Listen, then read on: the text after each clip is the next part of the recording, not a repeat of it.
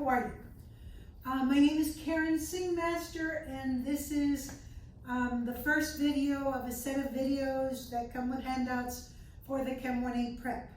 Usually we have done this every summer live.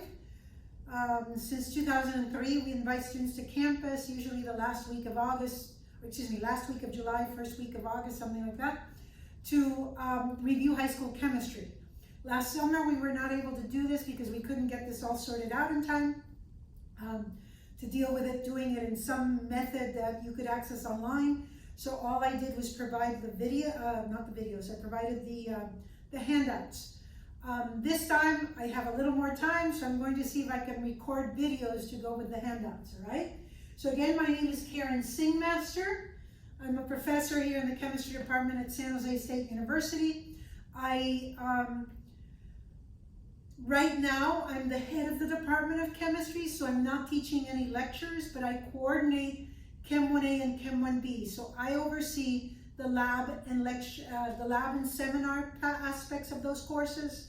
And I'm the one who writes all the quizzes and lab exams for the lab and seminar. The lecturer takes care of the tests themselves. So that means that a lot of students get very upset with me because I'm the one putting together the quizzes, not the lab instructors or the seminar instructors, all right? Before we start, the module says print the handout set, so it's probably not a bad idea to print this set and have it with you while you're watching the video so you can decide what of these things you have to copy or not. Right now, I pre-wrote the whole board just to remind myself what to say, but for future videos, when we're actually doing chemistry, I might have a problem written out, and then I will probably work it out then, in the video. But right now, none of this is an actual chemistry problem, so I put a lot of it up so I wouldn't have a hard time. Now, a couple of things to remind you about videos, right?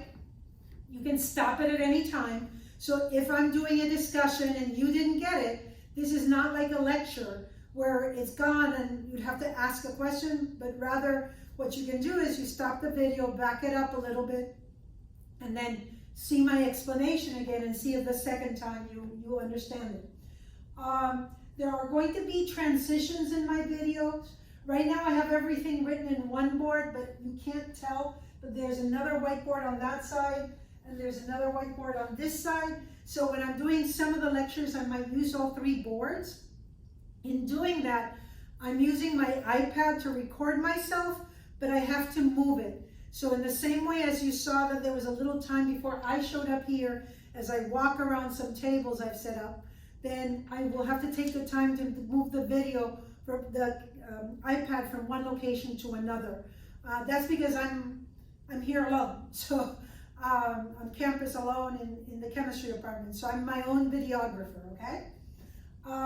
With regards to language, please realize that my first language is Spanish. So occasionally I say words in a slightly different way. But, just be aware of it. If you go like, whoa, that's a strange way to say that, then just remember, I'm probably saying it phonetically like we do in Spanish, okay? All right, now the goals of the Chem Prep are to review your high school chemistry. If you go look at the prerequisites for Chem 1A, Chem 1A says you need to be proficient in high school chemistry.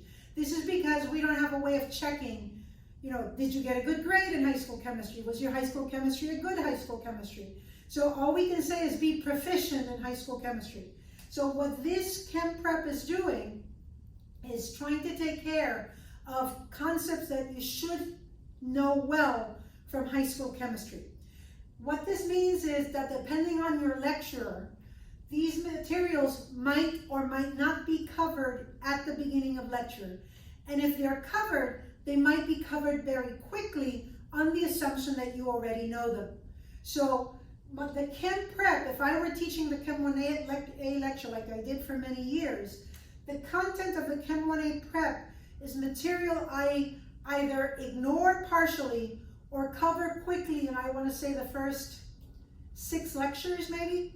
And then after that, we're off to talking about, the structure of atoms and stuff like that. So we've got to review quickly some content. For the Chem Prep, I go maybe half as fast as I do if I were in lecture, and I actually cover topics that I would not cover in the lecture at all right? And then it gives you a little bit of access to Canvas because you're doing this through Canvas, I think, if I can get the university to allow me to do that. If you're doing it through Canvas, then you learn a little bit about how to use Canvas, okay? So from the handouts, you see that there's a syllabus here, okay? This is the syllabus when I or Dr. Esfandiari teach the course. The other lecturers follow it, you know, not exactly, but they sort of follow it. But Dr. Esfandiari was my student once many years ago, so she has sort of continued to do the class sort of like I do it, okay? So you'll notice if you go through the topics, it says independent study. That's sort of that, we don't cover that. We will in this Chem Prep, but we don't cover it usually in lecture. And then there are a couple of other subject matters, like net ionic equations, solubility, nomenclature, that we cover very quickly, okay? And so that's what this Chem Prep course is going to be doing, to try to help you review all that material.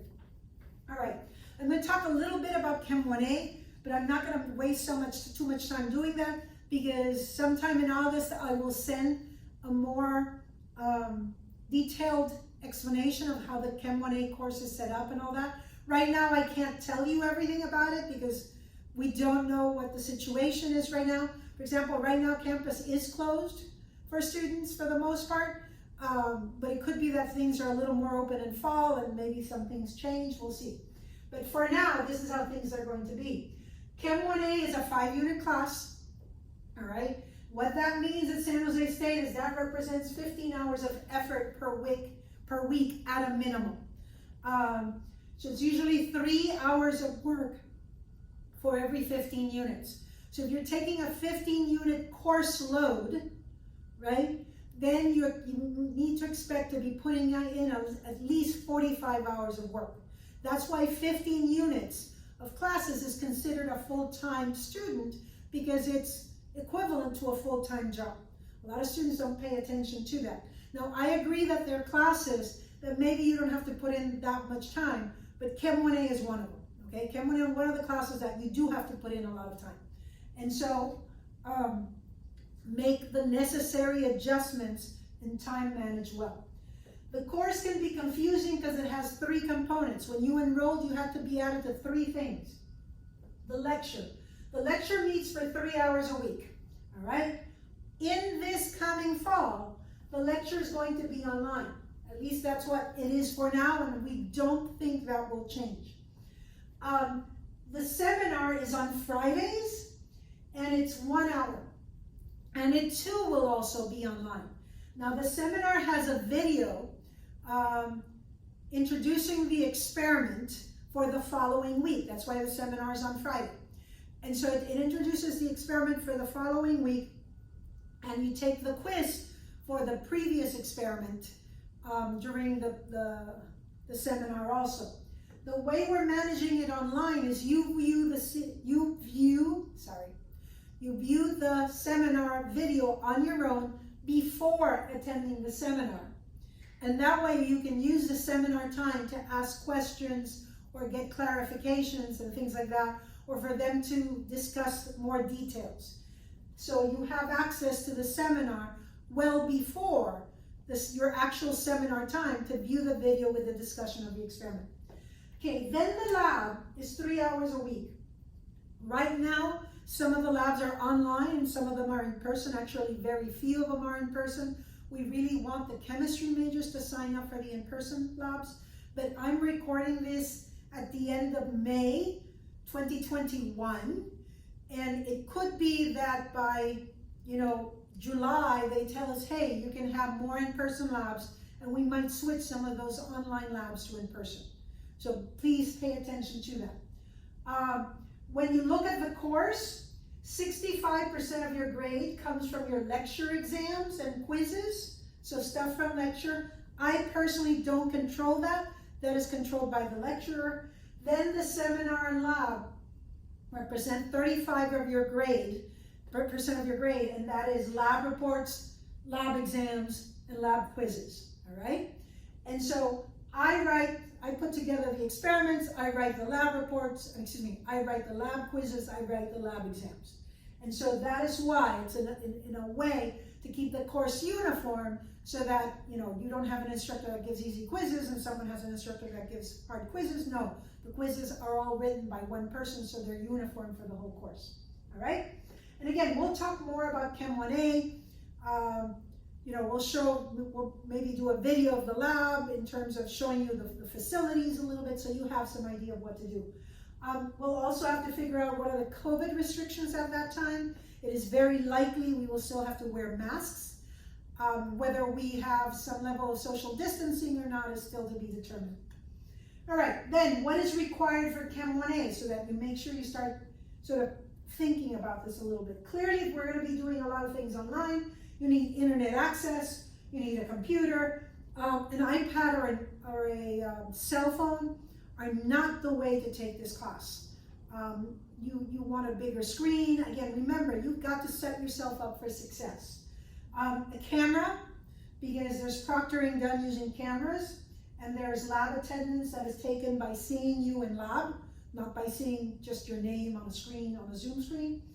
A microphone so you can talk, a printer so you can print out report sheets, a scanner so you can upload your work if you're doing a lab online in particular. So those are things that are essential for you to be able to approach this course successfully. Now, we've had a lot of students that didn't have a printer, didn't have a scanner. They would upload, forgive the language, but crap that we could not read, then would get angry if they got a 0 in the report, and we told them there's just no way that we can grade stuff that doesn't make sense. Images that are really small, images that we only get half a picture, we can barely read it, that's not gonna work. So that's why we're suggesting a printer and a scanner. The printer will allow you to handwrite your equations and all that. On the report sheet, the scanner will allow you to upload that well, okay? All right, in addition, there's a textbook. The textbook gets determined by the lecturer. Now, typically, Dr. Esfandiari and I use the book that we mentioned here, Chemistry, the Central Science. We're not totally, it's not that we're utterly fond of that book. What we like about that book is that there are many old editions available, which means that you can buy a used book cheaply. Because Dr. E and I, when we teach the lectures, we do not use online homework or any online aspect of a book. You can get an older edition and buy it. You can probably get the 10th edition of the book for $10 from Amazon, okay? Now, there are lecturers, I want to say Dr. Kelly might be one of them, that need a recent book because they might be using, or a recent edition, or a particular textbook because they're using online homework in some way. And so, if you're willing to spend the money now to get this book, the 10th edition, just so you have hard copy of something, realize that you might be using it for Dr. E, but you might not be using it as the textbook for the course for, say, Dr. Kelly. And I don't know who else is going to be a lecturer at this moment in time, so you have to pay attention to that. If you have a high school chemistry book, not a chemistry in community, not a baby chem book, but a full college level chemistry book, you'd probably use that if you need it as reference, because I'm going to provide everything in handouts. Then there's a lab manual. The lab manual is the same for all. Everyone has to purchase it because the lab program is the same for everybody. It's probably going to be sold by Maple Press. It's an in-house manual. What that means is we wrote it, and because we wrote it and we're making the copies and all that, we don't have a publisher, and so instead of spending $80 for a lab manual, it'll probably cost something like $17. I believe Maple Press will also mail it to you for maybe a $5 charge, and so it's a lot cheaper. Again, we're trying to keep things inexpensive for you. And then you need a non-programmable calculator, probably I'm going to say $12, $13 at Office Max, so that you can do your problems, all right? So that gives you a little bit about the information. There's something else mentioned here called Science 1. Science 1 are workshops that are for a unit and a half. We'll provide more detail later because right now it's not that important. The workshops are very similar. So are peer-led collaborative learning opportunities.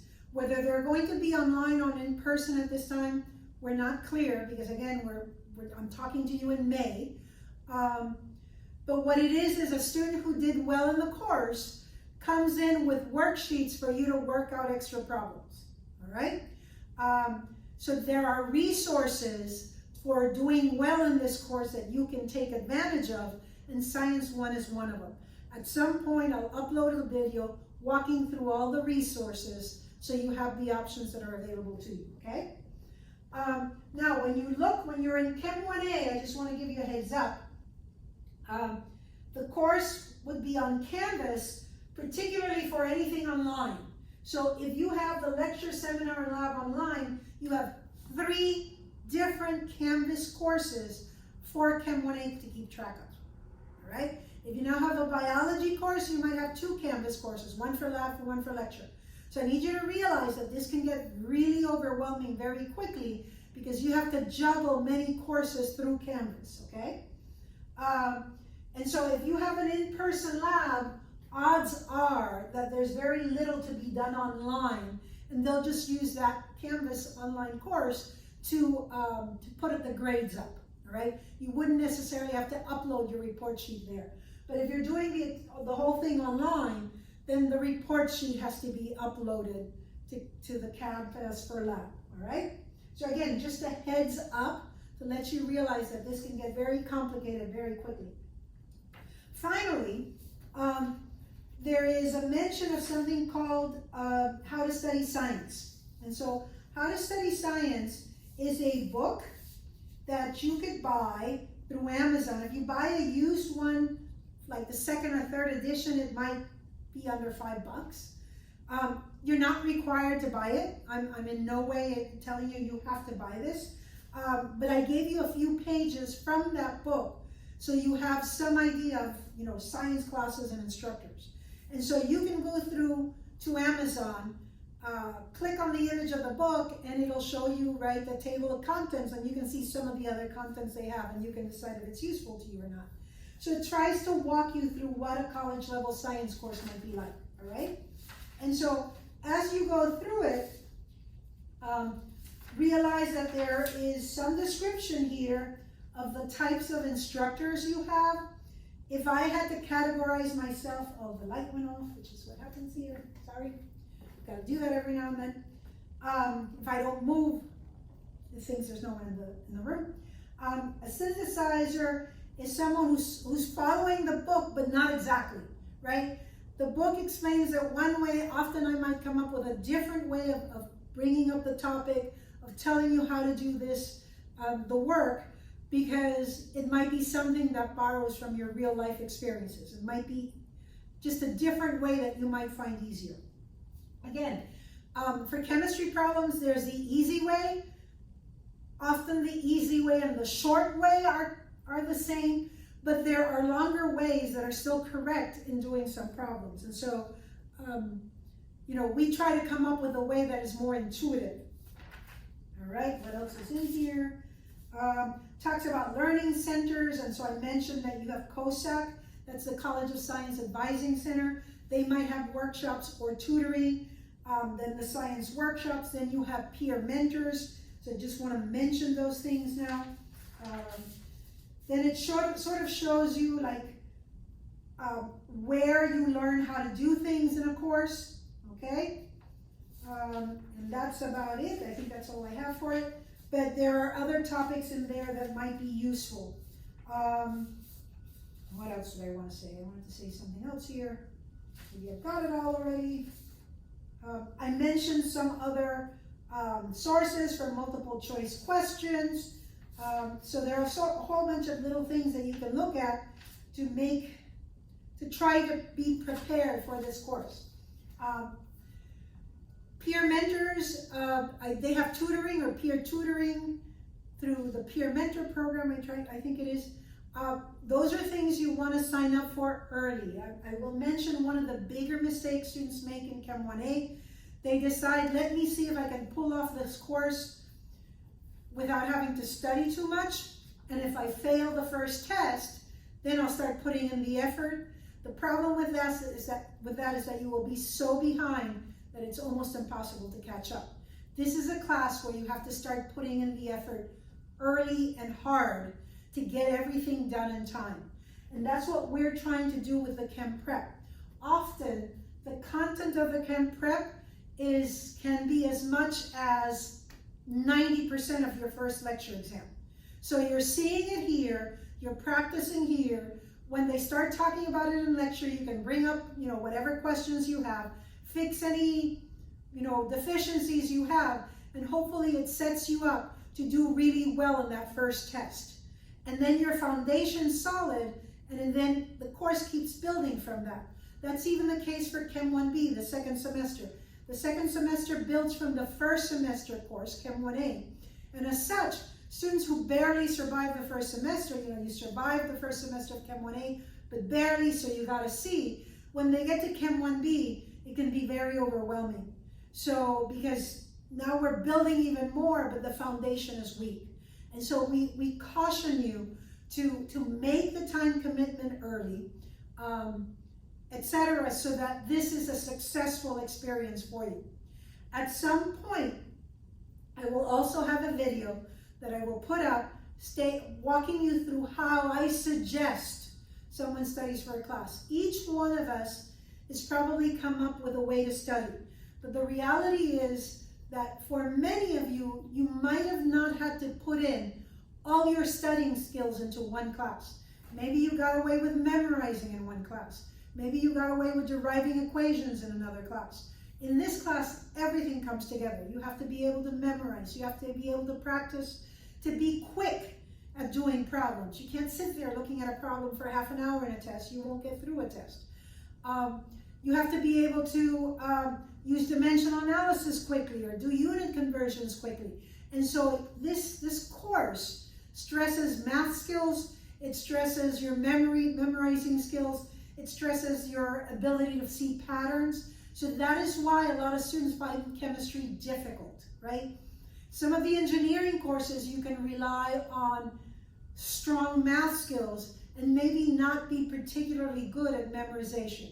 Some biology courses, you can probably rely a lot more on memorization and not worry about your weak math skills, if you have weak math skills. In chemistry, we bring everything together.